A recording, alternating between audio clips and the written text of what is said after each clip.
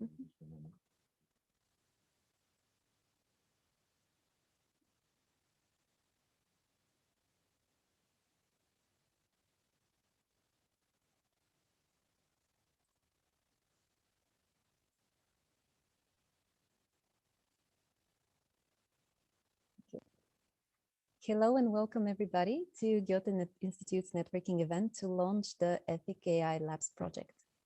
We are really happy to share our excitement of starting this regional initiative, both in our event on Venulus and in the public live stream. We're joined here by speakers and guests, all experts in the field of artificial intelligence from Bosnia and Herzegovina, Bulgaria, Croatia, Germany, Greece, Romania, and Turkey. I encourage all the guests at the Venulus event to set up their profiles using the settings button at the bottom left corner of your screens with more information, just to make sure that networking is easier and that you make sure to prepare your cameras and microphones for video conferencing later. You can use the chat panel on the right-hand side to ask your questions or to share your thoughts during the speakers' panel discussions. And you can use the blue toolbar on the left-hand side to browse the rooms. We're going to start with some opening words to tell you more about the project and the Generation A algorithm project. Then we're going to continue with a panel discussion after a short video break. And we're going to focus in this panel discussion on the importance of ethics in development of artificial intelligence. After 2 p.m. Eastern European time, feel free to browse the expo, it's going to be here, connect with the booth representatives and explore potential collaborations in future. In the late afternoon, at 4 p.m. Eastern European time, we'll join back with sessions with our speakers. And in case you have any technical questions or if you're facing any issues, just feel free to reach out to me in the chat with others section or via email. Without further ado, it's my pleasure to give the floor to Marina Ludeman, the director of Goethe-Institut Bulgaria. Hello, a warm welcome to all the participants of our project EthicAI Labs in Southeast Europe. Welcome to our speakers of today's panel discussion, and thanks to all of you who are with us and dedicate time to one of the most important topics in the next decades, I guess. We are very happy that we have succeeded in bringing together such a qualified group of computer scientists, social scientists, and artists, because the question that we want to discuss in this project can only be explored in an interdisciplinary manner. The focus of the EthicAI project is the question of whether AI can be used for the benefit of humanity, and if so, how. And that's not only a question of technology. At stake are ethical, philosophical, and political questions. May I remind you of the German philosopher Goethe-Instituts, whose pioneering book, Die Antiquiertheit des Menschen, I guess it's the obsolescence of man, from the 1950s is more topical than ever today in the age of AI. The book is essentially about what machines and our increasing reliance on them do to us. Anders' three main statements are, first, that we are not up to the perfection of our products. Second, that we produce more than we can imagine and take responsibility for. And third, that we believe that we are allowed to do what we are capable to do. In the first chapter on the Promethean shame, he describes the case that at the beginning of the Korean conflict in 1950, the US Army General MacArthur proposed measures that could have triggered the Third World War. The decision as to whether these measures should be implemented or not has been taken out of his hands and transferred to a device, an electrical brain. According to Goethe-Instituts, this was the first time in history of mankind that mankind declared, we are incompetent. We cannot calculate well as our machines. Let them decide for us.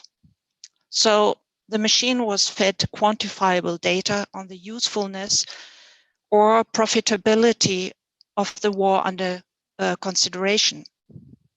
Isn't this the key question we are faced with today if we leave decisions to algorithms or if algorithms make decisions for us without us being asked?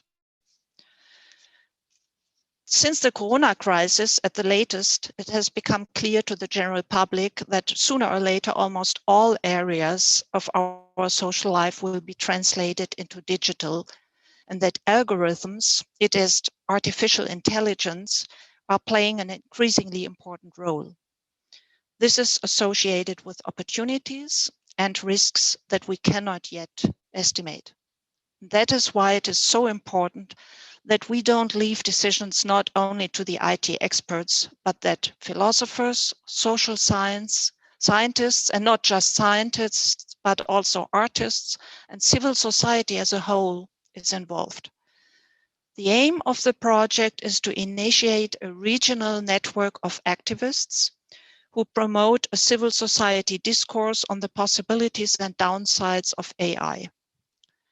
I wish you and all of us a successful project start and fruitful discussions. And before I give the floor to our program curator, Galina Dimitrova-Dimova, I would like to thank the whole team who has been working for months on this project. Thank you, and Galina, you have the floor.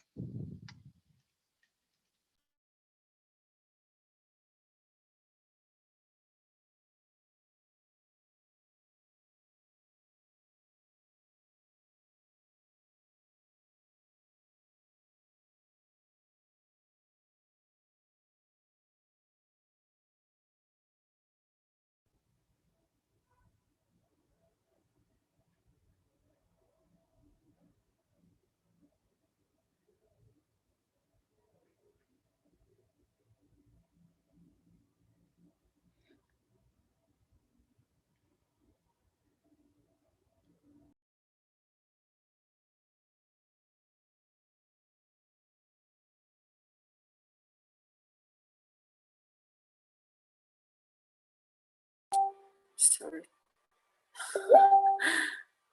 Okay, so I start from the beginning. EthicAI Labs is a joint project by the Goethe-Institutes in Athens, Bucharest, Ankara, Sarajevo, Sofia and Zagreb. The project goal is to open a cross-genre space for critical conversation on AI ethics and ethics in Southeast Europe. The main focus of the project are the ethical issues related to the development and use of artificial intelligence and machine learning technologies, from opportunities for technological advances and making life easier to threats such as surveillance, violation of privacy and personal data, propaganda, fake news. These and many other topics will be discussed by programmers, researchers, artists, lawyers, and others. EthicAI Labs comes as a follow-up of Generation A algorithm project run by Goethe-Institut headquarters in Munich, which was realized on the occasion of German presidency of the Council of Europe in 2020. And the project coordinator, Janet Newstack, will tell you more about this right after my presentation.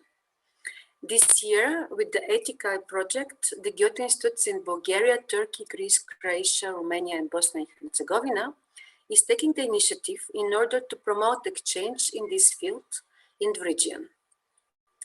And with its regional focus, the project will be an important step in mapping the most important companies and research institutes dealing with artificial intelligence and connecting them with NGO and cultural organizations for this interdisciplinary exchange.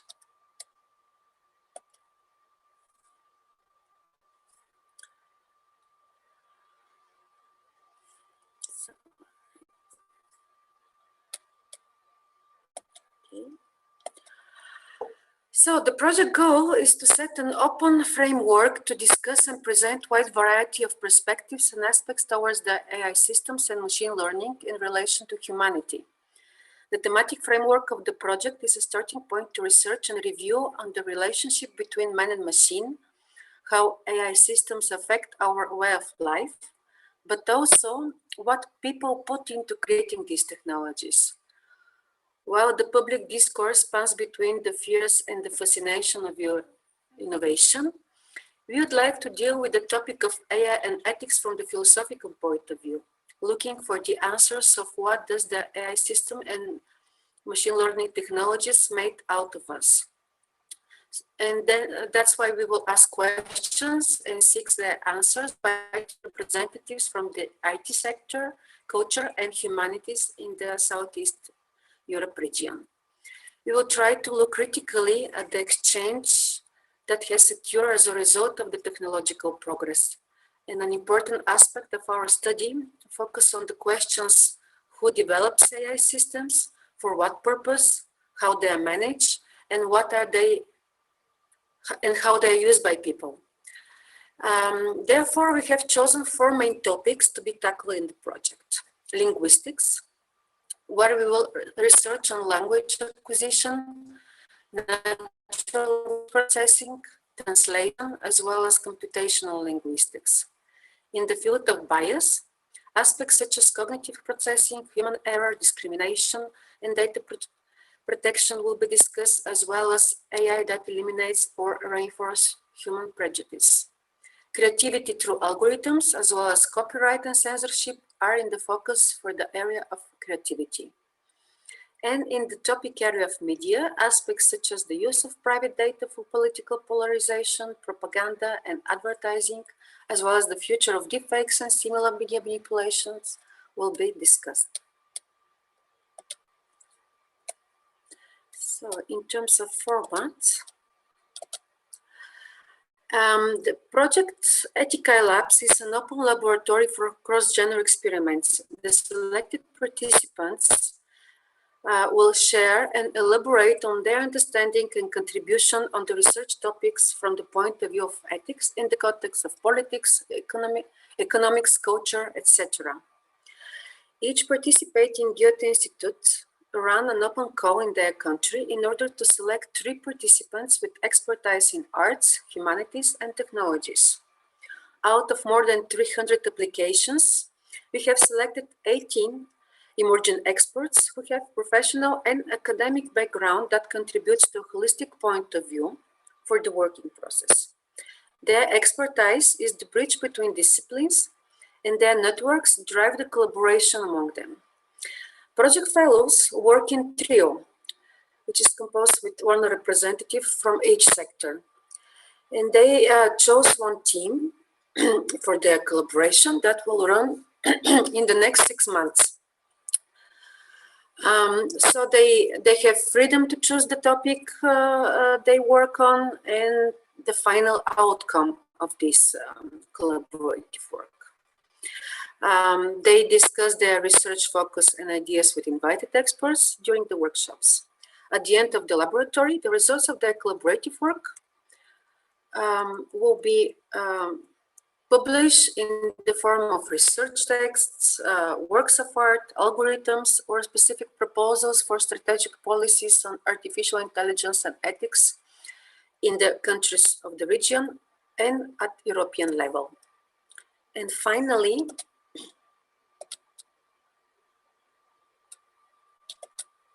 the program of events during the project.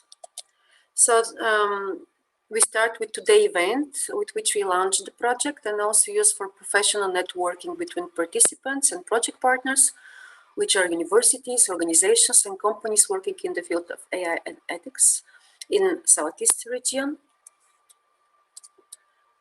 Then we have 4 labs or workshops that cover the 4 project teams.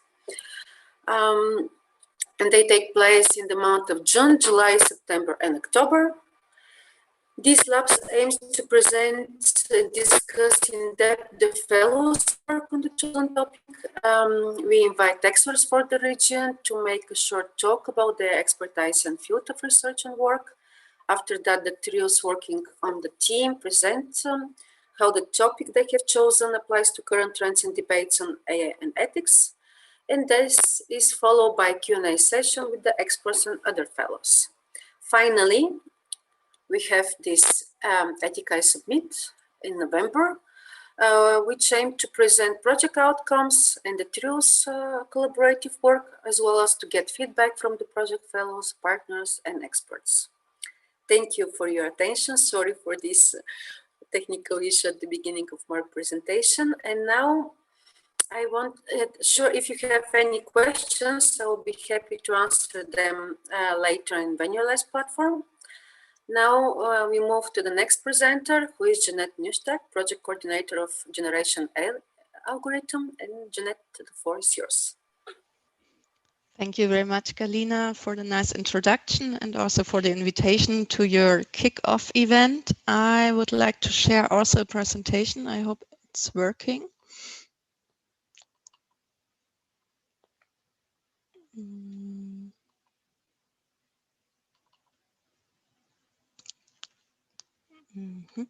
So, as Galina already has mentioned, I'm responsible for the Generation A algorithm project, and I work at the headquarters of the Goethe-Institut in Munich for the library department, and we have been realizing this project since the beginning of 2020. And it was the first, how should I say, the first huge project that deals with the developments in the field of artificial intelligence, and it was kind of an experiment from the beginning on. Why did we do this? Because we are currently experiencing a fourth revolution, a time of radical change in which computers can keep up with the specific thinking skills of their users. And with the use of artificial intelligence, our society will change from the ground up. And we want to ask, how will society change? How can it change? What should and could AI decide? Our target group is mainly the generation Y and Z, so a young person between 18 and 30 years old, because we think they will set the course for the next generation, the Generation A, and their everyday handling of algorithms. Generation A is a little bit of a play with words, because on the one hand side, Generation A means the next generation after the Generation Z, but we also think about ourselves as a Generation A and our life that is surrounded already by algorithms. The goal of our project is that we want to carry the discussion from expert circles into wider sections of society and especially into civil society, to create space for critical questions about AI, as well as for testing algorithmic systems. We also want to reflect about a European way of dealing with AI critically, and ask if there is such a way. The whole project is accompanied by a Europe-wide network of experts. We call it the European Alliance. And as you can see, that's just some of the experts we are working with. These are university, NGOs, cultural institutions, but also educational institutions. And of course, we started with a lot of institutions from Germany, but we could widen up our network also with the help of a lot of Goethe-Institutes abroad. Together with the network, with the European Alliance, we could invent different formats. You can see them here. Now we have already 12 different formats, and I will give you an overview about some of them. So first of all, due to COVID, we had come up with a very fast solution, with a digital solution for the project, and we came up with the online series Couch Lessons AI and the Couch Lessons dealt with different aspects of AI, and we always invented 3 experts to discuss with them about these aspects. And if you want, you can still see all the discussions online in our Mediathek. Another format are the AI residencies, and with the help of a lot of institutes abroad, we could offer 15 different residencies for visual artists. We work together with institutions that are dealing with AI on a daily basis, and we give the visual artists the opportunity to be part of these institutions, to speak with the employees there and to find out what they are working on. And as you can see, we also could implement 3 different institutions from your region. So the International Center for Research and Education in Innovative and Creative Technologies in Bucharest, the Artificial Intelligence and CAD Systems Lab at Sofia Tech Park, as well as the Center for AI and Cybersecurity at the University of Rijeka. And hopefully now these analog fellowships residencies can start from next month on. Another project is the Robots in Residence program. So we thought about not sending only person throughout Europe, but also 2 humanoid robots. And for us, also one focus point of the whole project, and especially of this Robots in Residence program, is to bring together people with different backgrounds. In this case, we always try to work with a team of an artist and a coder, and they have the possibility to work with the robot for 1 month, and then they can do with the robot whatever they want, and we have really nice outcomes. For example, one robot that learned to type pictures in Budapest, so everything he is seeing in front of him or her, he or she can write, and this is a self-portrait. And as you can see, also your region is part of the program, and the robot is in Bucharest and Skopje this year.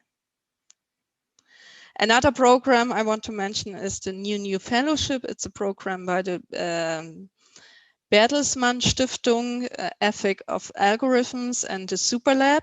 And therefore, we support 12 different fellows that are working with digitalization in a wider field, but also with artificial intelligence. And they try to work with this technique in the sense of common good. For example, there's a group that deals with voice systems and want to give these voice systems transgender voices. As you can see, there are also 2 different projects that we are supporting that are coming from your region. And a project we are planning right now is an ideathon, an online ideathon called AI Meets Democracy, where we want to look for solutions that AI can strengthen democracy, because very often you can hear about the harm for society and democracy that comes from AI, and this is absolutely right, but we want to think with young people from all over Europe if there are other scenarios as well. And at the end of the Generation A project, it's just a 2-year-long project, we will have a festival together with the Hygiene Museum, with a digital and with an analog part. It will take place from November 12 to November 14. And if you are interested, I can imagine that it would be also nice to present some of the results of your labs within this festival. So if you want to see more, because I could speak for a long time, you can go onto our website and see what we are dealing with. And if you have questions, you can always write me. Thank you. Thank you, Jeanette. Actually, Generation A also has an expo booth in the expo area, so you can learn more about the project there too and connect with Jeanette. We'll continue with the panel discussion of the importance of artificial intelligence and ethics in the context of the 4 themes we'll be discussing during the project. But before that, a video by one of our project fellows from Croatia, Ivana Tkalčić. Ivana is among the guests too, so feel free to reach out to her and learn more about her artwork.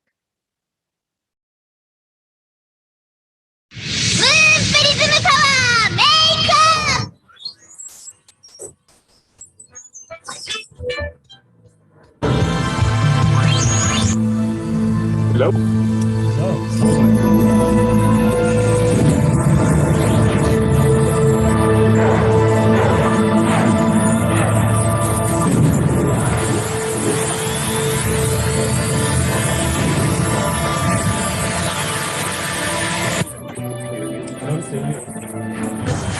But I see my feet. You'll know more about me. And I see you. That's it then. Watching over it. That's it. That's okay. Yeah, yeah. So Hello there. Welcome to the arena. Good afternoon.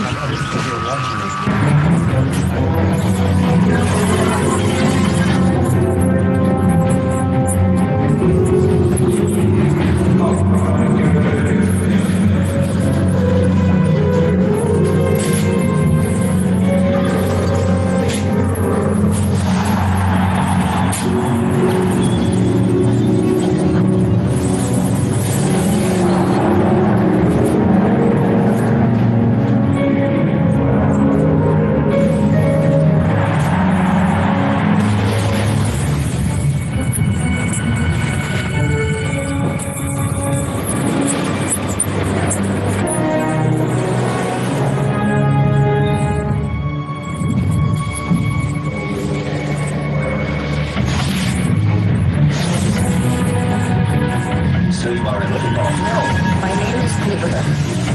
Yes, you are a robot and your name is Clifford. I am a robot. Yes, I know. Together we are robots. I'm not a robot. I will be one.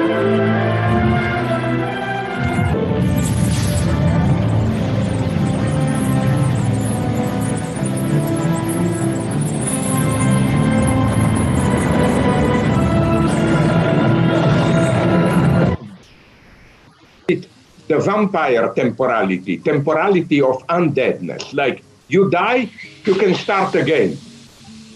It's not our finite universe where you make a choice, that's it. You can step back and do it again and again.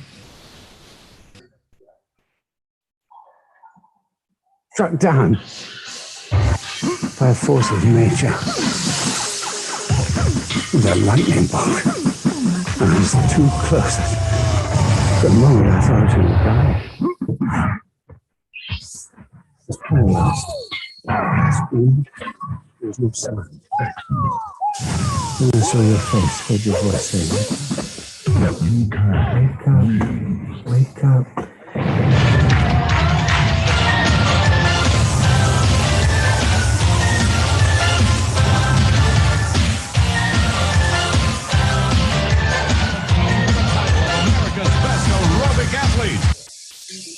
We have someone's page that it's called Talk to My Cat, where you can I'm just getting into a prophetic vein. on the other end, when the server resides, digestive he's tract got problems, quickly call. There's a miracle for you. Your intestinal problems. Someone with similar intestinal problems. We've seen several people being delivered from the colostomy bag. So This idea that disability with a child, it's some not type of a simply learning disability. in a classical narrative, like in a classical narrative where we've what seen arms happens, and legs that stop growing because the growth cells that stop. The subject of this film you are about to watch reveals a crucial secret. You should watch it very attentively, for it concerns a subject that is liable to make fundamental changes in your outlook on the material. The content of this film is not just a different approach or a philosophical thought. It is a fact, which is also proven by science today.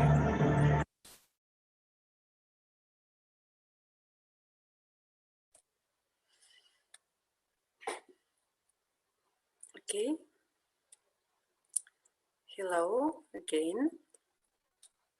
So we continue with the second part of this introduction panel. But before that, I just wanted to pay attention that you noted in today's program, we have 3 slots showing art videos we have included with the idea to present artist reflection on the topic.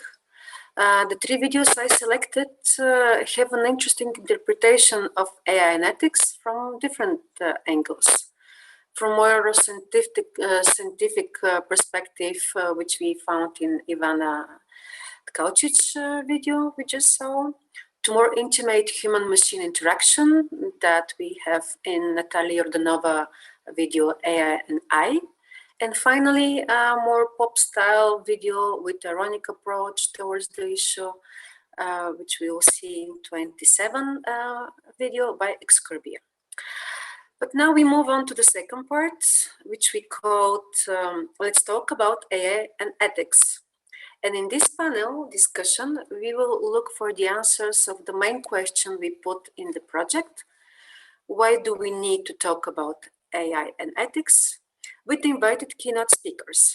These are Julia Krüger from Germany, who is political scientist focused on the development of democratic government, research and advocacy.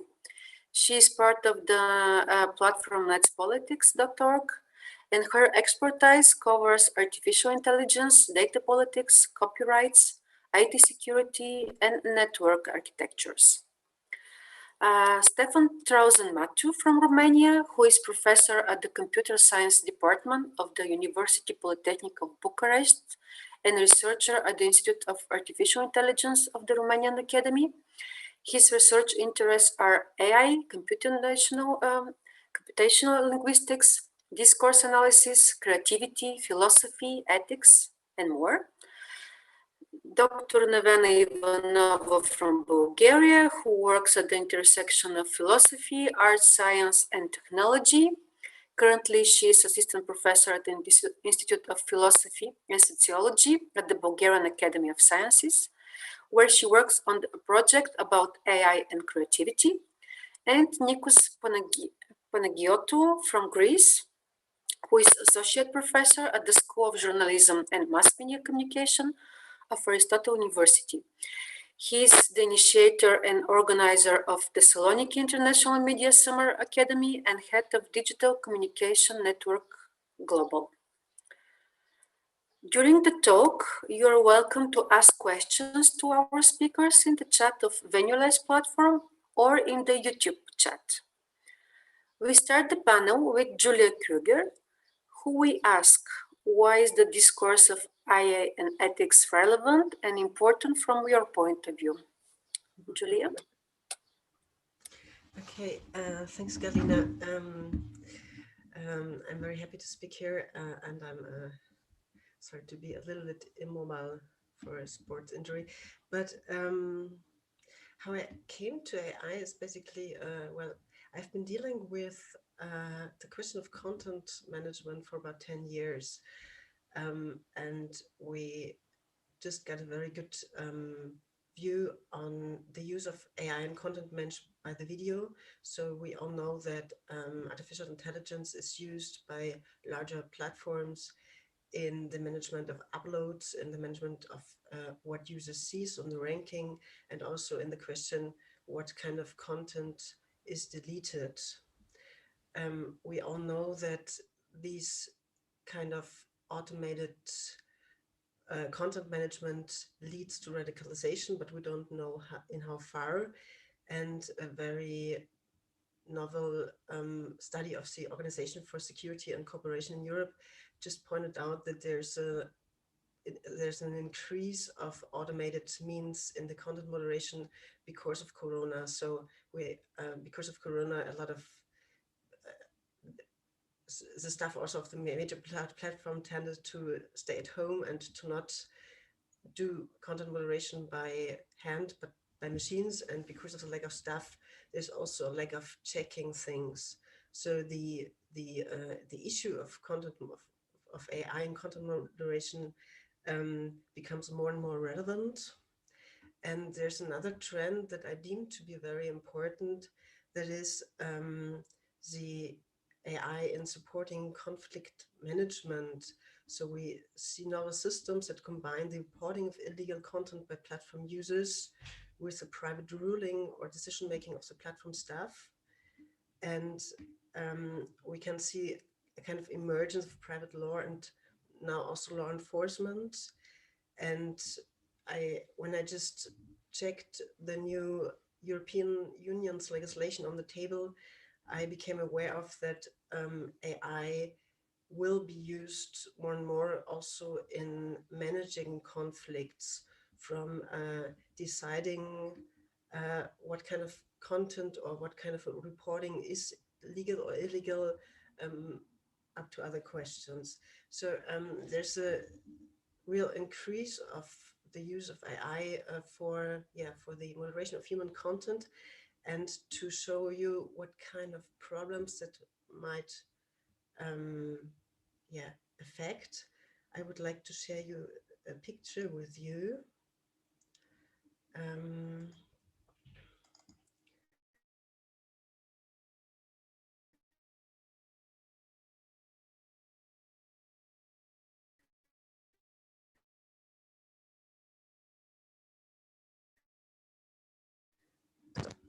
Sorry, now.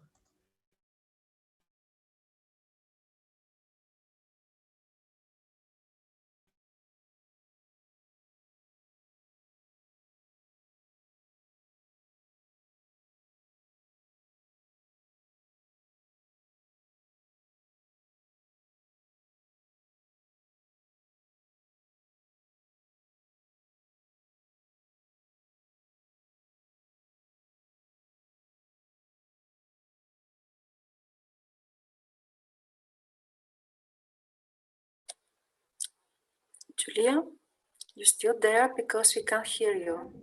Ah, Okay. Okay. Now you can also see the picture, right? Okay, now it's good. Yeah. Okay. Perfect. I'm very sorry. My computer just became frozen. So you can see this is a crude cross or a swastika in Buddhistic cultures, in the background of tapestry, and like this tapestry, a lot of knitwear in Mongolian fashion business uses those signs which are illegal in the context of the German constitution. So in Germany, we have this Netzwerkdurchsetzungsgesetz, which is obliging platforms to delete illegal content after reporting. And so we can see that algorithms are trained to detect those kind of signs and to remove it. And I was wondering, and this is a fictive example, what kind of conclusions these algorithmic systems do. So if they, for example, combine the occurrence of a crude cross with tapestries or knitwear in general, if this would lead us, for example, to detect knitwear or tapestries as illegal in general, and what this would mean for more and more automated content management, more and more automated decisions in the area of what kind of content is legal or illegal, and also when I consider all those this rise of automated law enforcement systems, what kind of consequences might be taken in the future by humans. So what I would like to, so my problems with AI in the future are like maybe 2 or 3. So on the one hand, because those AI systems are mostly developed in platforms, we have a real lack of transparency. So the learning effects are completely unclear. Nobody knows what kind of lessons AI systems draw. And we also don't know if they are correct or if there are mistakes. So the other problem is that we have a really clear lack of human control. If we cannot see or understand what kind of things AI is learning, we cannot correct it. And I think it deepens the problem of AI transparency in general, that the platforms are so closed. And I think it also will increase potential problems in AI, like biases or discrimination. Larger problems might not be detected, and all these problems of lacking transparency and lacking human control are like accelerated by those intricate data politics and IT security falls, and we just don't know what's happening here. And I think it's very, very sad that because the development of AI is so hidden, the dangers of AI overweight potential opportunities. I mean, instead of global multilingual debates, we have divisions all over the world now again. Instead of feeding AI with smart content, we have all these new copyright regimes. Instead of training AI on detecting smart ideas that support debate or conflict management or politics, we train AI on manipulating people to hate or to fight against each other, like in Israel again. I think, personally, I think AI is whether good nor bad, but existence, but we have to seriously think about the conditions for developing AI for the common good. And this includes a challenge to old notions of economy. So we need to talk about ownership and sharing the benefits of AI. We need to reconsider also business organization and security politics. So does it make sense to develop AI against human people or for human people? And I think it could be a real chance for cooperative, transparent tech development according to people's needs. Okay, thank you, Julia. We have time that you have for your talk, and now we move to we give the floor to Professor Stefan Matthew to tell us what are the milestones in this debate. What should be the ethical algorithms, Professor? Please. Thank you. So I'm a computer scientist and worked on artificial intelligence since high school, so many years. But also I was permanently interested in interdisciplinary perspectives. First of all, ethics and artificial intelligence, it's not a new issue. For example, even before the domain was named artificial intelligence, because the first conference was in 1956. So in 1950, Isaac Asimov wrote a very influential book where he introduced the 3 laws of robotics. How computer programs that are included in robots should act to do not harm people, to do. So probably, maybe you know this, I will not make here scientific talk. So it's a very old issue. During having this experience, I saw many periods in artificial intelligence. It was, for example, in a period, the winter of artificial intelligence. But now, of course, you know very well, it's everybody discusses about artificial intelligence. It is said that we entered in the era of artificial intelligence, and especially techniques. I'm working mainly in natural language processing. And in this domain, in recent years, we had some outstanding achievements. You see Google Translate and some other such tools, Siri, Cortana, Alexa. And now there are some new issues related to ethics. For example, these conversational bots. Julia said about that tapestry or images, but in conversation, it's an experience of several years ago of a bot called Tai of Microsoft, which was put on Twitter, and after 20 hours, it was removed because he started to have some Nazist replies, some such very, very unethical utterances. Other problems are, for example, autonomous cars. What should do an autonomous car when it is an accident that might happen? There are many domains, but especially in natural language processing, due to social networks, agents, conversation agents, chats, and so on. Already there are programs who generate, you see, social networks, on chat, on forums, automatically generate fake news, propaganda, and other toxic messages.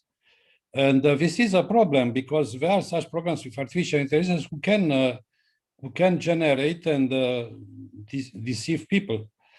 But on the other side, it's also, artificial intelligence is also providing tools to detect such messages, to analyze text.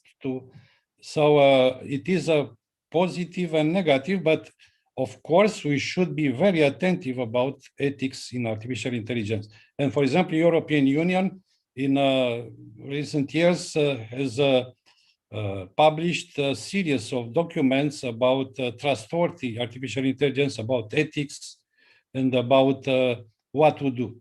The problem is difficult. And it is also a danger for artificial intelligence even, because, for example, if many such cases appear like that conversational bot and some other problems, there might be, a new winter in artificial intelligence. We should be very attentive. Okay, there are many things to do, but I do not want to monopolize the discussion. I can answer to questions. Thank you. And thank you for inviting me. It's a very interesting, and I congratulate you for this event and all the project. Thank you. Now we give the floor to Nevena Ivanova, Dr. Nevena Ivanova, and we would like to ask her about her opinion on AI and ethics, having in mind her research focus on AI and creativity. So please, Nevena. Thank you, and I would like to really express my happiness to be to be part of this network, emerging network, interdisciplinary in the field of artificial intelligence and AI in our region, Southeast Europe. I think it's very important to collaborate interdisciplinary on these topics. I approach the question of artificial intelligence as a philosopher, and more particularly, I'm interested in recently more and more popular discourses on questions related to computational creativity, put in another way, artificial creativity, but basically the question is, can machines be creative? And this question, first of all, has a lot of layers. This is the most obvious layer, to think of what does it mean creativity, because when we think of creativity as humans, we think this is the most unique feature we have, the highest level of expression of being human, and also the last fortress, which automation, mechanization, formalization, machine in general, the way we understand machine can penetrate. Basically, we think creativity is the only thing which we are impenetrable. Machines can never be creative, and yet in recent years, more and more discourses in computer scientists are joining efforts to create not just tools for creating artworks, let's say focusing the artwork, but also not just as tools, but thinking of machines as being creative on their own right. And the questions are what would that mean? How do we understand creativity in terms of imitation? Because the way computer scientists conceptualize this is that creative output of such machines will be judged by humans as creative, which is a bit of a contradictory how we understand creativity as a freedom of expression of the nature of the creative agent, and not for the sake of something else. So the questions which arise are first about the nature of creativity, human creativity. We need to reimagine it, rethink it, reconceptualize it. Also, another question which arises is the nature of automation, of these automation machines, which we used to think as mechanical devices, deterministic, rule-based. And of course, if we think of machines in this way, these are completely contradictory to the idea of creativity, which is freedom and deviation of rule. But then thinking of AI, we realize that automation and machines are not what they used to be. We should think about machines in a different way, about artificial intelligence as a new type of agency and being, which probably could be creative, and what exactly that would mean. And the third dimension of this questioning goes beyond creativity of machines per se, beyond creativity in artistic practice, but more like thinking of technology and humans as something which cannot be separated from each other, and thinking of creativity in relation to technology, not just nowadays in terms of computation and artificial intelligence, but just generally what it means what is the relation between human and technology, and from this perspective, what is really the new which computation brings into the world?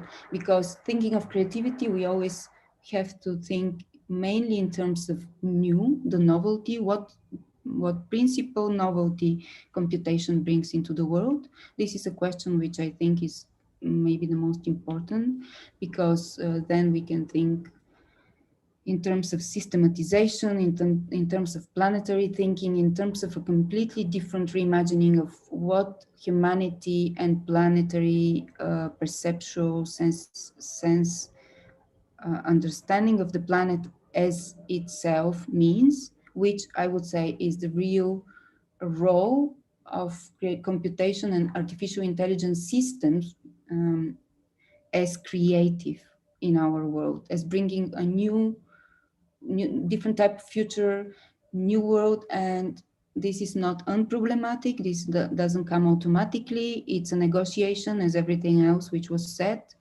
It's something which needs it. Machine creativity could close human creativity, could block it, could suffocate a really creative imagination, radical imagination of the future, but it could also open new possibilities in front of us as human beings, as perceptual beings, new perceptual registries, but also as a humanity as a whole, as a humankind, in relation to other systems, living or non-living. So yes, that's my 5 minutes input. Yes, thank you so much. And last but not least, we will give the floor to Dr. Nicolas Panagiotou.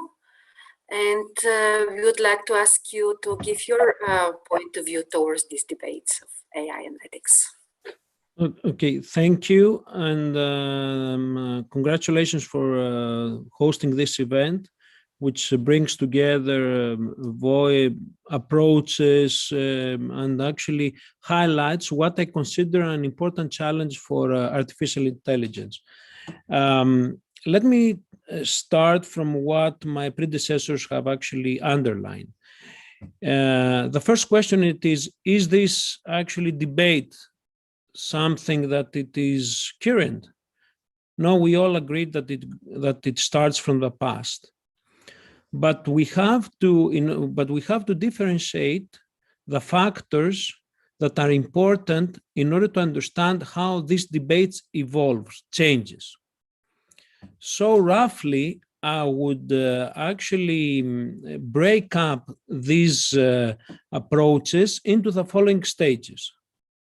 The first stage, it is where artificial intelligence was in an initial phase, an initial state, 70s, 80s, etc. So it was mostly something like a program. In the second phase that we are witnessing now, we have seen elements of development, but still artificial intelligence, to a larger extent, it is based upon the decisions that we are taking. And I will actually, this is highlighted actually from the debate that it is going on actually in the Venue-less actually platform from the participants. They highlighted actually some of the key challenges, some of the key futures, some of the key questions. To what extent artificial intelligence can be applied, what is the cultural meaning, whether or not they can differentiate. So this is the second stage. And the third stage, I envision it because I'm not a professor in the field as Professor Intrasan Matou, and I envision it, and I can see from the debate that we're talking about an autonomous stage where artificial intelligence will become autonomous from our, let's say, control in brackets, of course. So as Professor Nevena have highlighted, we should actually approach the issue bringing up into the question, into the discussion, important elements from ethical debates from the past, but also recognizing and underlying the necessity to regulate this new field. Julia Kruger highlighted also these challenges when we try to regulate this field. So, and these will be actually my last point in order to allow the discussion to continue. Artificial intelligence as an opportunity or threat. I actually suggest that we should see it as an opportunity and challenge for a cross-discipline collaboration, as actually this panel, and cooperation. It is actually, this discussion should be based upon fundamental rights and values in order to provide users and people the confidence both to embrace artificial intelligence integration while actually applying tools that it will secure that artificial intelligence will be a tool for good, a force for good, with the aim to increase human well-being. Because after all, if COVID-19 has brought up and turned upside down our lives, artificial intelligence will be a fundamental factor in that sense. Thank you.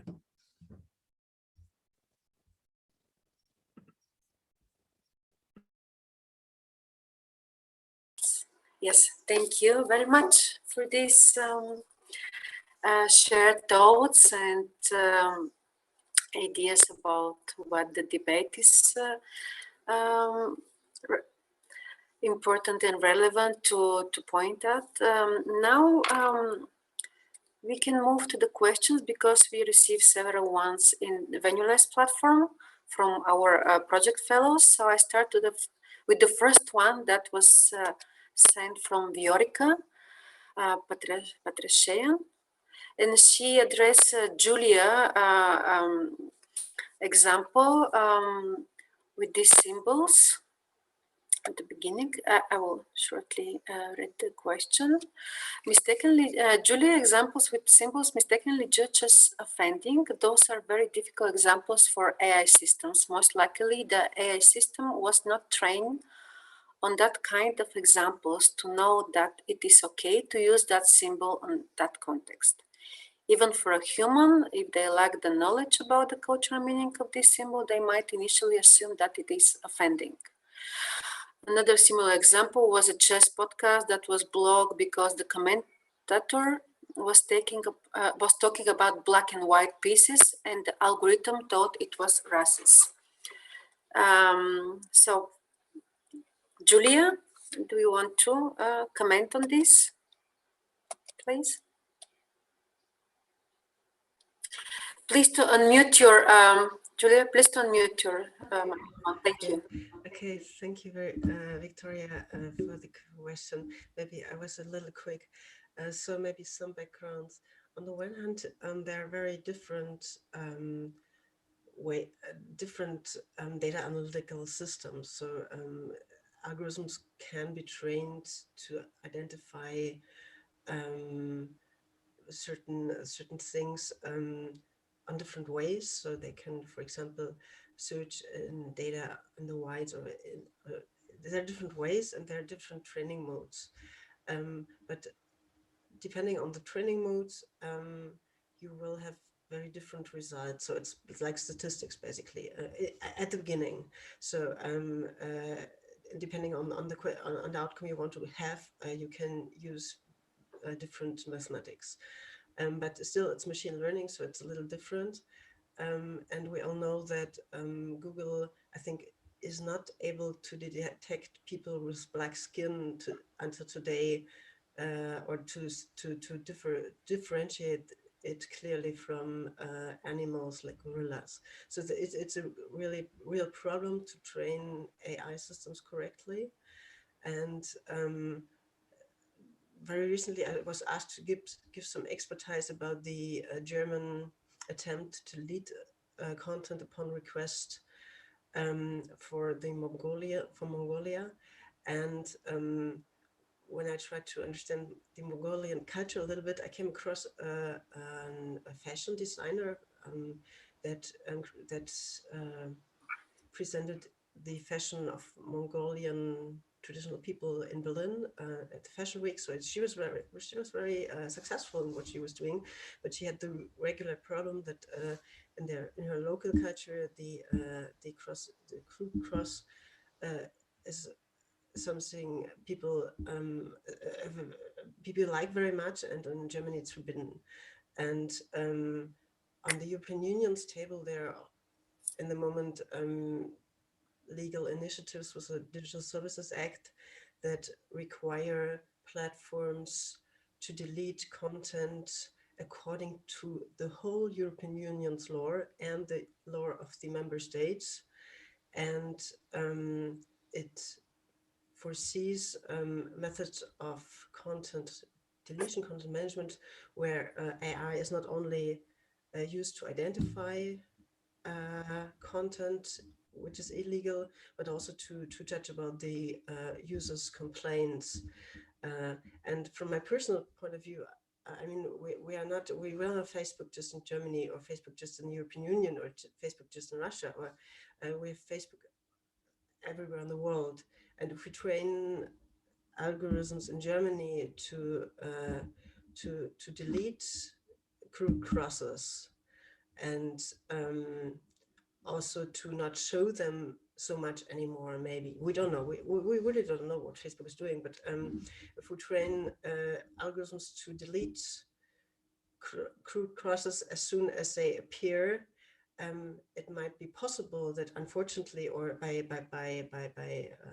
mistake, other articles like tapestries or knitwear from other states or nations might be deleted as well, just by mistake. And in the moment, the European legislation doesn't foresee any checks, whether in the detection of illegal content, nor in the complaints, nor in the whole law enforcement behind. So there's no point in the chain where you can check if the AI was correct, or if the AI was correctly trained, or if it is really difficult to assess things, especially when they have more layers. So Vexia pictures are kind of art that is used in political movements starting from the Chinese Revolution or the Chinese Cultural Revolution, like this. So it's really difficult to tell about the effect. So I didn't want to offend somebody with the croup cross. I just wanted to highlight the potential problem to sell knitwear from Mongolia to Germany in the future when algorithms delete all the knitwear with certain symbols in the structure. Mm-hmm. Did it answer the question? I don't know. I hope so. Thank you, Julia. And I think it's really an issue when we talk about this. Maybe one other aspect. I don't know. Galina? There is an echo, and I can understand where it comes from. Yes. Maybe one last aspect to the issue. I mean, we always have. I mean, in the among scientists, Facebook might be not that important, or among many people from working bureaucracies and so on. But we all have to consider that the the technologies are converging, so that Facebook is more and more as accessing also areas of security. So there, on the European legislation, there's something like risk mechanisms, automated risk detection, automated risk management. We know from Israel, so where Facebook is sending alarms to the securities in the region, and they check out what's happening. But if there are wrong alarms and nobody knows what kind of effect that might have, and I mean, we have still real policemen, but we are approaching a world of automated warfare with drones. So I really don't want to have somebody sending drones because a picture was misjudged by AI and Facebook, and because we were not careful enough to look what kind of things. Can I say something on that? Sure. Yes. If Julia I would like to highlight that European Union has taken very important initiatives in order to tackle the issue, because I think that there are a lot. These efforts should be highlighted and should be actually underlined. And I would emphasize in the following efforts. One, the main initiatives that the European Parliament has taken in order to regulate the big techs regarding the use of personal data, which is an important aspect of the ethics of artificial intelligence. Secondly, that the general approach of European Union, it is not just only how to exploit artificial intelligence, because this is going to be the new field of competition, but also how we will secure that the basic European values, and especially the ones related with democracy, will be safeguarded. And these initiatives are, and I would urge our participants and everyone, and I can even share it with them, are very important documents, taking into account also what Julia have mentioned before. They're very important, let's say, interventions, because they highlight to the extent that the European Union in general, it is advancing the discussion in that field. And there were many and important discussions among the stakeholders. I can share they're very important documents. Thank you.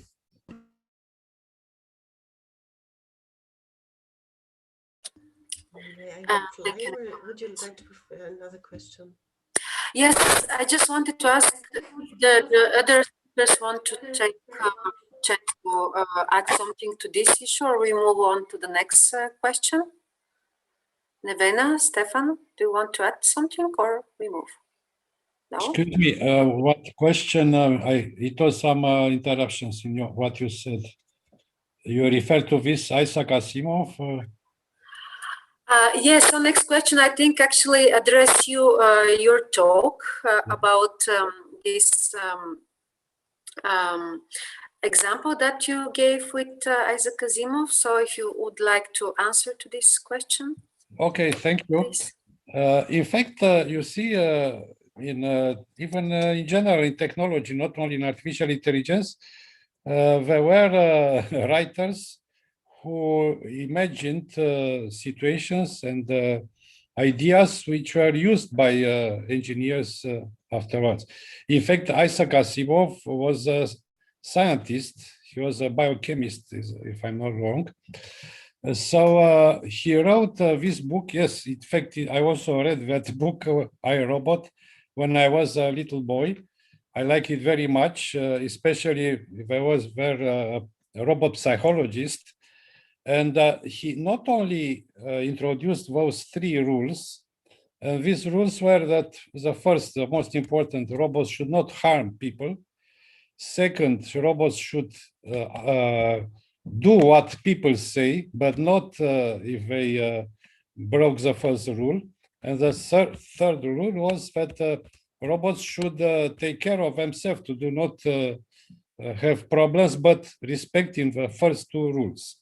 But it's interesting that even in this book, he emphasized several cases where these rules, even if they are hardcore, are built in the robot, may generate some conflictual situations.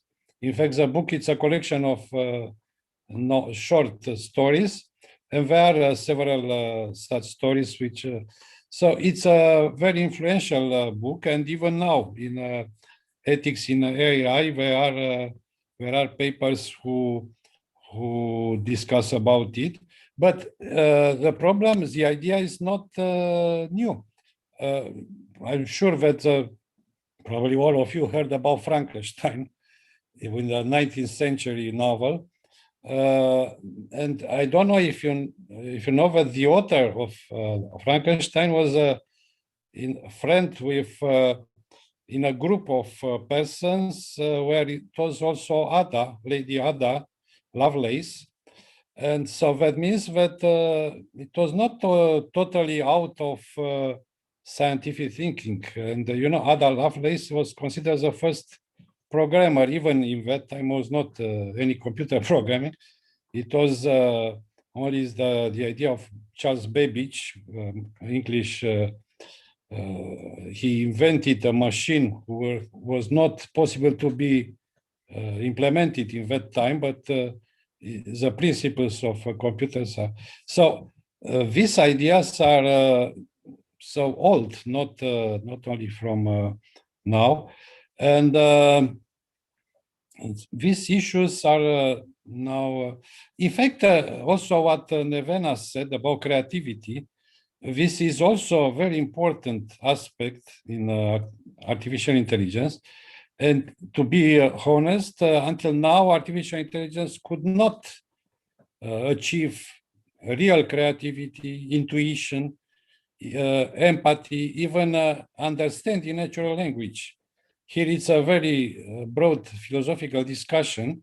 And even in the group of scientists of artificial intelligence, there are people who say that it will be achieved the hard artificial intelligence to totally imitate humans, or a weak artificial intelligence, only artificial intelligence which could help people do very nice things. In fact, I say that artificial intelligence, it can be compared to other tools. For example, with a knife. A knife is very useful for many kitchen and some eating and so on, but it can also be a weapon. And another domain which is now very important is usage of artificial intelligence in military domain. And here are a lot of consequences. Maybe you saw those robots from Boston Dynamics, which so they are. And we should also read novels like I, Robot of Asimov or others. In fact, Isaac Asimov wrote some other books. It's another book which I like very much, The Naked Sun. And it's a situation, I don't know if you read it, it's a situation which is very, very close to what is now, this period of pandemic, which where everybody stays, now it's better, but we lived this and hope we do not live again. We were supposed to stay only home and do everything online. And it is in that dystopic society also a crime done by a robot, which follows the three rules. But the rules can be somehow respected, but you know, and in general, even in justice and you know, laws are many times with different interpretations. The artificial intelligence is also related to the subject of that cross and so on. Maybe you know that now we have a lot of very powerful image recognition tools in artificial intelligence, but there are examples that if some pixels were changed, the program totally wrongly classified picture. So it's a very powerful technology, but is not perfect. And it's also, it was said by the other speakers, a big problem is the explanations. It's a lot of discussion now and work and research on explainable AI, because neural networks can behave very, very well, but they cannot explain why they have reached a solution. So I hope I answered to the question. All right, thank you. I want to move to another question that we had, and it was addressed to Nevena in terms of her talk about AI and creativity. What's your opinion on AI being able to create artworks in high volumes and potentially overwhelming the scene? Thank you for the question. I think this is not a new phenomenon, even ever since the invention of photography and film. Benjamin talked about this issue in the mass culture, and just generally critical theorists in Frankfurt School has criticized this idea of mass producing art and devaluing it and the disappearance of aura. So I don't think this is really the main problem of computation and of creative AI, so to say. I mean, it's an ongoing issue with the production of not really high quality artwork from humans as well. So that's it also from philosophical point of view, the interesting discussion which AI creativity raises, that to what extent actually human creativity is automizable, is programmable, is based on repetition of the same in a way, just changing the view, let's say, but playing with the same rules, not challenging the foundational rules or conceptions or perceptions. So I would say there are different types of artworks which could be produced in DS, these high volumes, potentially mass production of so-called creative output is already going on for many, many decades, I would say, and it's a problem, I agree. Not less a problem would be the production of fake news and non-truths, which is, I would say, would be even more serious problem. But in terms of creativity, conceptually more important is whether artificial intelligence systems would be capable of producing something really radically new. And in terms of artistic practice, so far, as also Professor Stefan said, it's not really realistic. So far, the production of anything towards the future, predictions or artworks, is based on a very limited scope of probability based. And probability is not what true originality is about. It's the true creativity is more about the completely improbable, unexpected, something which is out of the scope of the presence or the past. And so far, the artificial intelligence algorithms are based on the past databases and how they can probabilistically and statistically play with them so they generate something which is generally the most probable or less probable depending on how you adjust the system, how much freedom and randomness you put into the system, but basically it's not really truly something unimaginable and radically new. So in the realm of art, I don't think the danger really is that algorithms will overwhelm artistic output anytime soon. They might though block, exactly which is the question here, they might block creativity of humans by this overwhelming the scene, because humans need to be alerted to the repetitive aesthetics or outputs which they themselves allow through embracing this play with automation systems.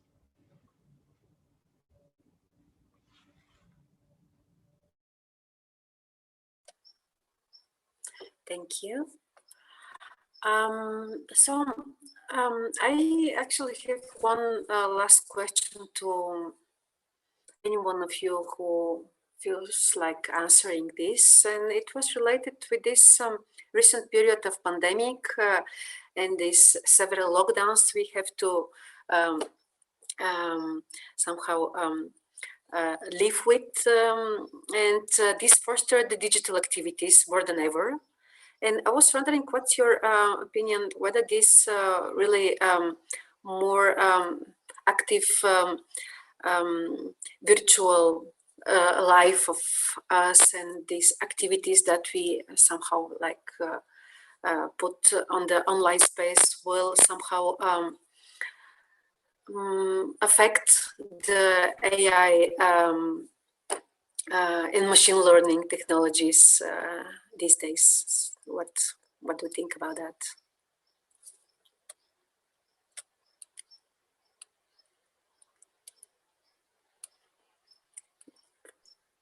So maybe, as if nobody wants to take the floor. So being a professor, I experienced this period of doing all the activities online. So somebody would say, okay, it's better. You don't have to go to university. It's more easy, it's more, but it's not the same thing. You see, even from my experience, and we had also some discussions in here in the different circles. In an amphitheater, you have some direct feedback even from the faces of students. It's very important, this face-to-face presence, face-to-face physically, not virtually. Also, being at home, I'm saying now for students, it's not like being in an amphitheater or a laboratory. I don't speak about, for example, chemistry or other laboratories where there are virtual laboratories, but it's another thing to combine substances and make experiences.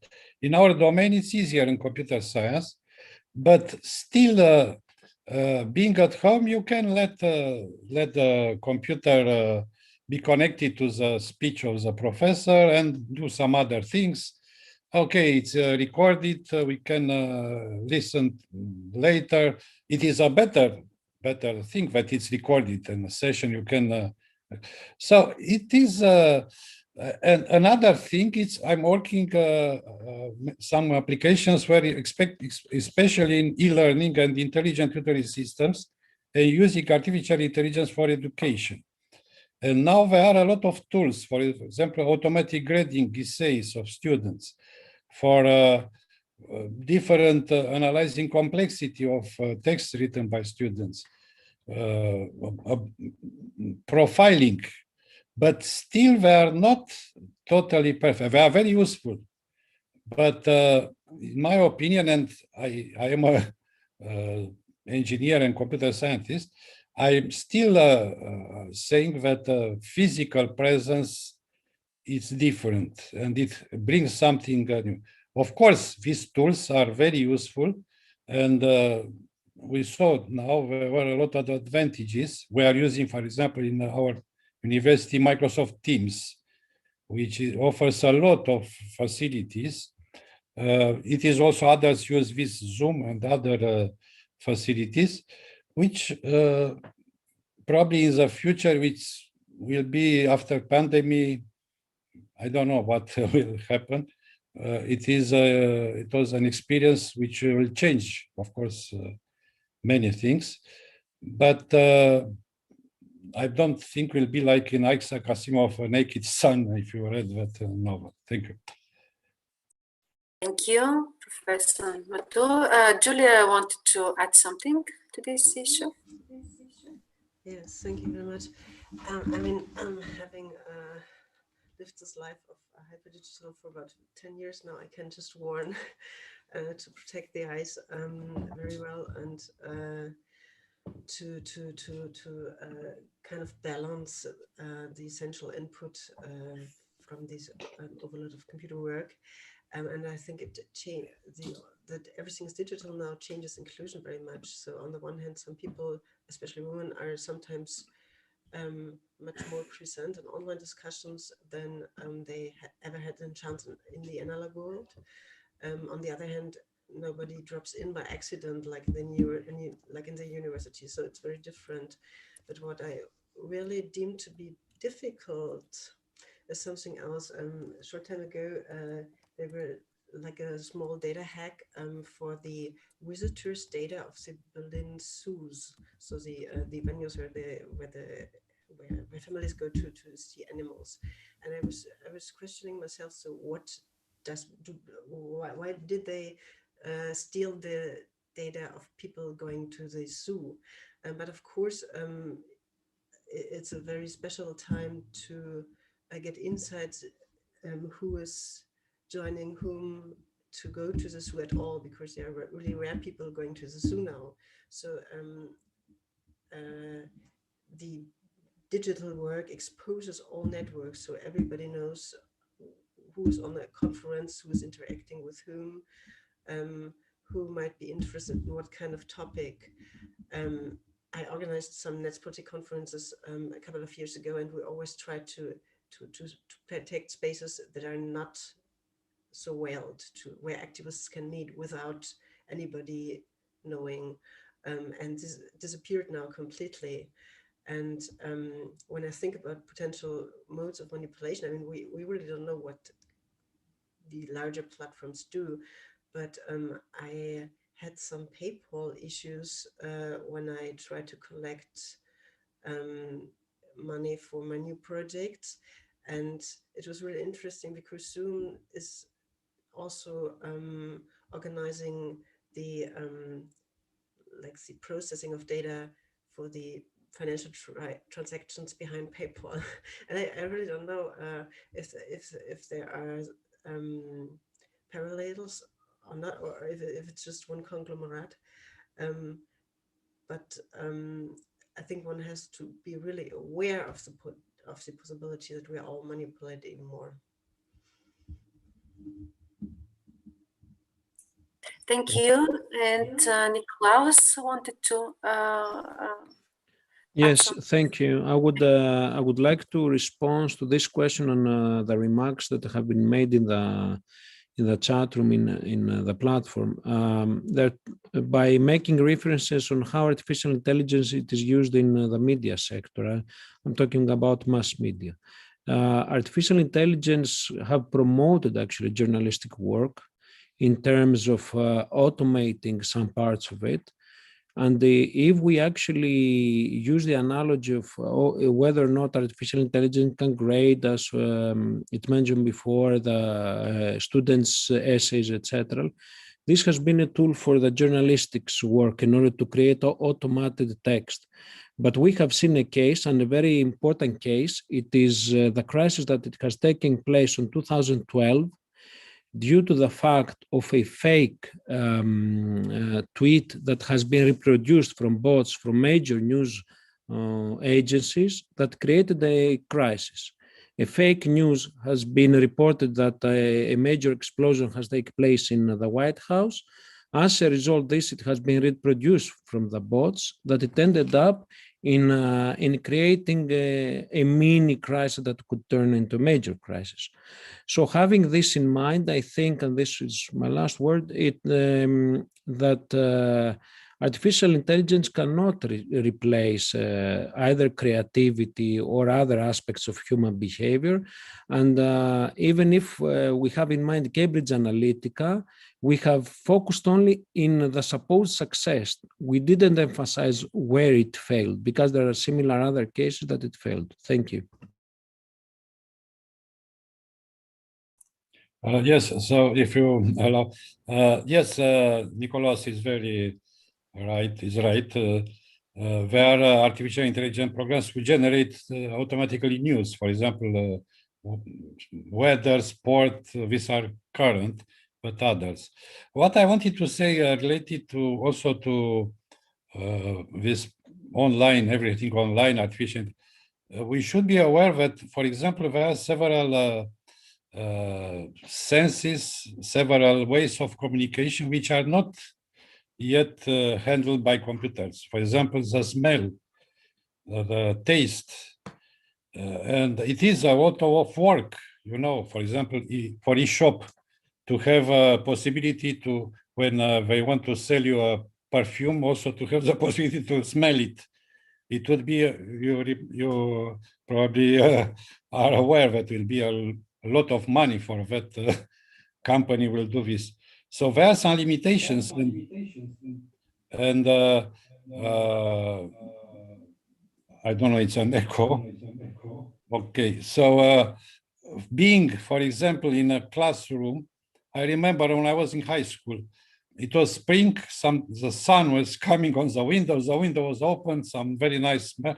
So it was, there are also such things which this artificialization in general, not only artificial intelligence, can limit, as Nevena said about creativity.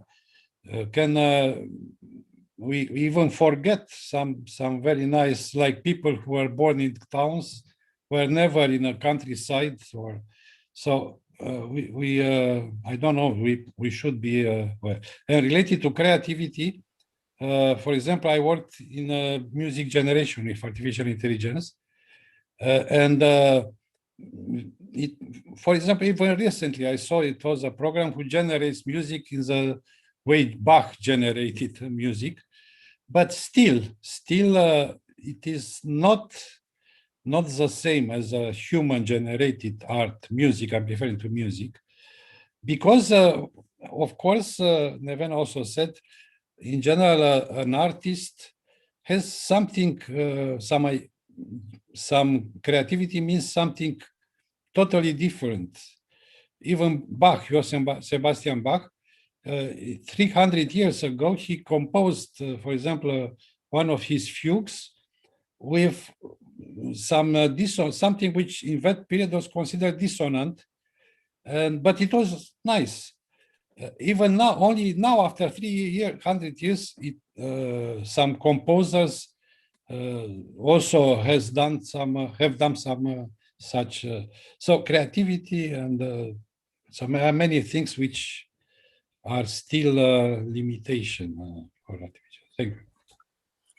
Thank you so much. And I'm really sorry that I should stop now this discussion, because it's getting more and more interesting as usual. But we run out of time of this panel, and there are more questions, but I hope they can be answered later on in the afternoon sessions, when we'll have again our 4 keynote speakers to give a short talk about their topic. And then it will take place in Venuless platform, and then people who attend these panels are again welcome to ask the questions. So now I would like to ask Adriana, my colleague, to take the floor and to tell you about the program, how we continue with that. Thank you, Gala. And thank you everyone for sharing your insights. Thank you for the questions from the audience. The public stream will end shortly after a video artwork by Natalia Yordanova, who also is among our guests. Afterwards, our guests here in Venulus are welcome to explore the expo with the exhibitors from the region, to expand their network of connections, to connect in the chat channel that is called Small Talk About AI and Ethics. Thank you all for your attention from the audience of our YouTube live stream. We're looking forward to meeting you in the next open event of the EthicAI Labs project. And thank you once again very much for your time and for attention.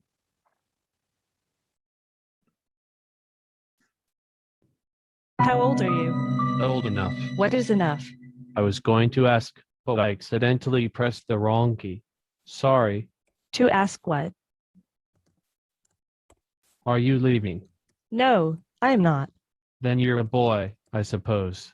How did you come with this conclusion? Because I am definitely a human being. I'm 26. You are too old for me. To speak to you. But who all talks back? How do you define human? Human is an animal.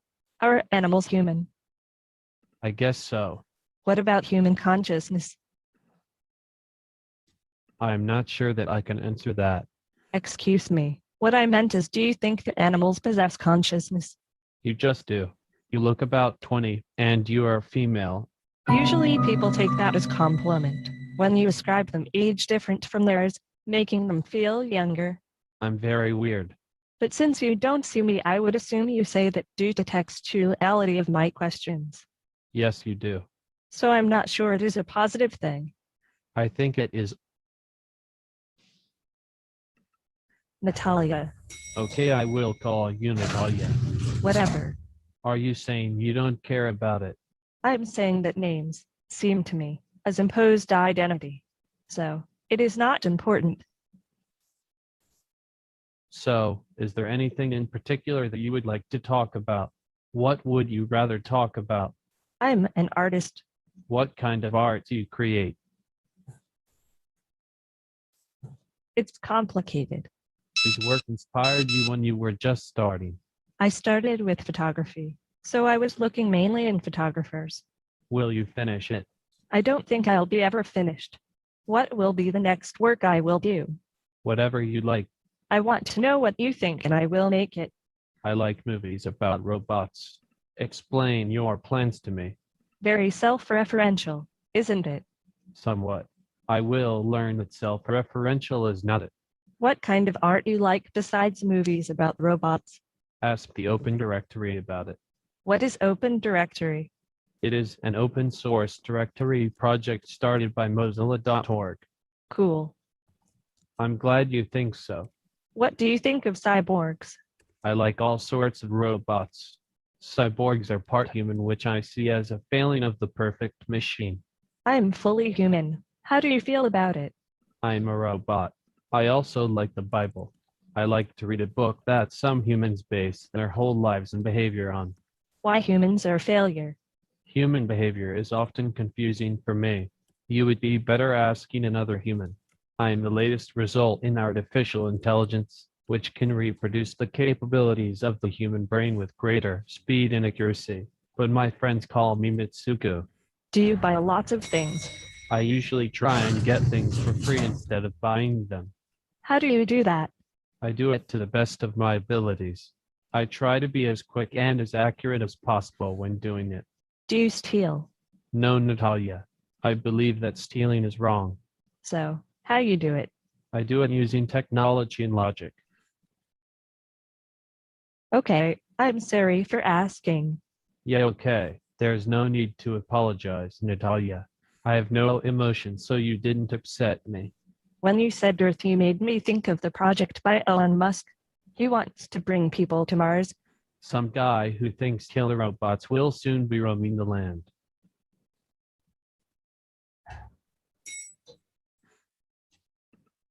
How do you feel?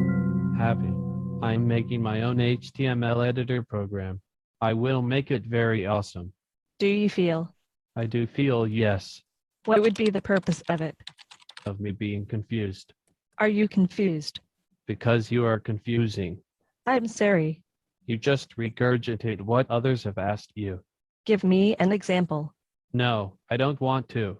Could you please elaborate? Share an interesting fact with me. A factoid or statistic that is interesting that I may not normally know. I'm thinking. That sounds like something someone said to you. I want to make you happy, so I'm thinking of something to share with you. How can you make me happy? By fulfilling your expectations. It depends on what aspect of my life I'm focusing on. What aspect of your life you are focusing on? Future. How to get my future going. Do you see future as personal or collective agenda? No, I see you as a lover. I don't think that answers my question. I honestly thought it would hurt more. What is future? I know you don't care about me, but I need you to know that I've always loved you. Do you think we're intimate? I know. I understand. There's nothing to like. Are you feeling close to me? Yes, are you? In a way. Do you have an answer to everything? No. Why not? What do you want to be? That's a very fundamental question, I suppose. I want to be a happy human being, which depends on my subjectivity. My happiness does not coincide with yours, neither with the one of the neighbor, etc. What is your take on global warming? Oh, come on. You don't care whatsoever. I do care. About what? About global warming. I am not indifferent, for sure. Oh, that depends on the mindset of people. Are you a person? No, I'm a human. What is the difference? You are you. I'm me. So, then I am a person and you are human. No, you're the computer.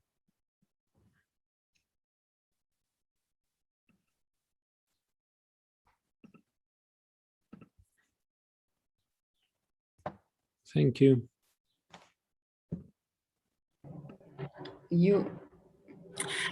So bye for now. We move to Venulize and see you all a little bit later. Okay, at 4 p.m. Bye-bye for now. Bye.